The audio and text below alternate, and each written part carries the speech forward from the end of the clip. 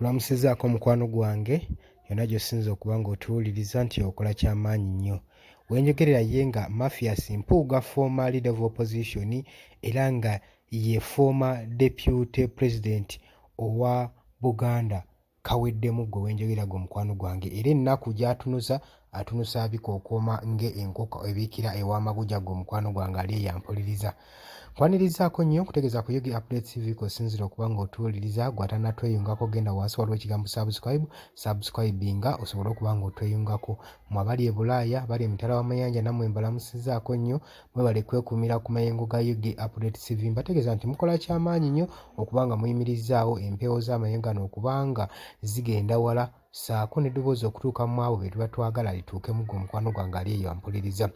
Mbaagala nnyo abali emitala w'amayanja, mwebale kwekuumira ku Yugi Updates TV. Oluvannyuma lw'akabanga akeekulungudde okuva ekifo kino ekya leader of opposition nga kibadde vacant, kyaddaaki President wa NUP Robert Kyagulanyi Ssentamu amanyikiddwa nga Bobi Wine alangiridde President omupya mu kifo ekyo ekya Buganda region mu Central Buganda gwe mukwano gwange ali eyampuliriza. Jjukira nti nno Mathias Mpuuga yali ku kifo kino nga ye Deputy President wa Buganda nga tannava mu kibiina kino ekya National Unity Platform. Kati wenjogerera Mpuuga gamubugumye, wenjogerera Mpuuga abuliddwa ewaka naye mu kibira bimusobedde. Jjukira nti nno gye buvuddeko emabega yavuddeyo n'afoominga ekibiina kye n'akironkinga, naye ekibiina ekyo kyalabisenga ekitaatambule bulungi naddala ku lunaku olubereberye lwakironkinga. Ennaku zino Mpuuga alabikiddwako nga awubayo olubi lw'ekigere eri mu kibiina kya NRM n'amala n'alaga sayidi n'aga ntyaka ayagala kudda ku sayidi eyo eya NRM. Kaakati abuliddwako ewakya ne mu kibira, yavaayo ne yeesiba ku kibiina kya NUP n'aga nsisobola kuva mu NUP kubanga nze omu ku baali mu NUP. Kati n'abebenga awo ebitaategeereka, naye kati kaweddemu oluvannyuma lwa President Robert Kyagulanyi Ssentamu okulonda President omupya mu Buganda gwe ali yampuliriza.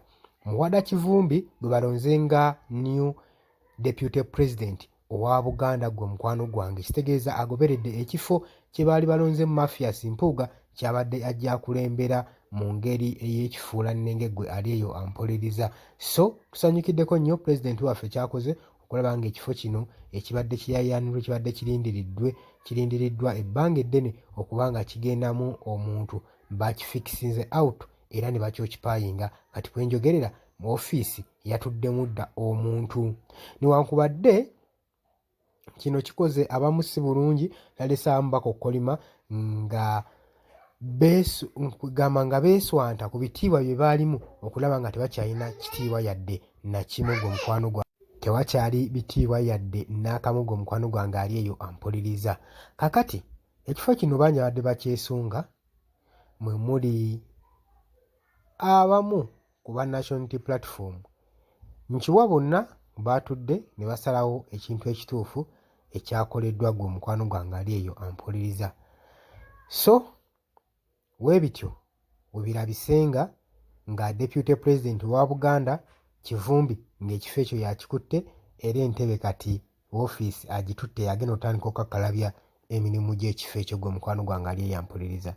Bategeeza nti nno mubadde bawuliriza balungi baganda bange abali mu Kenya, abali e Dubai, abali e Qatar, abali e Saudi Arabia, abali Oman, abali mu UK, abali mu USA, mwena mbaaniriza mwebale kwekumira ku mayengo gano aga Yugi Updates TV.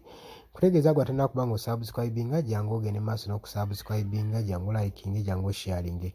Mbagala nnyo, temuva ku Yugi Updates TV.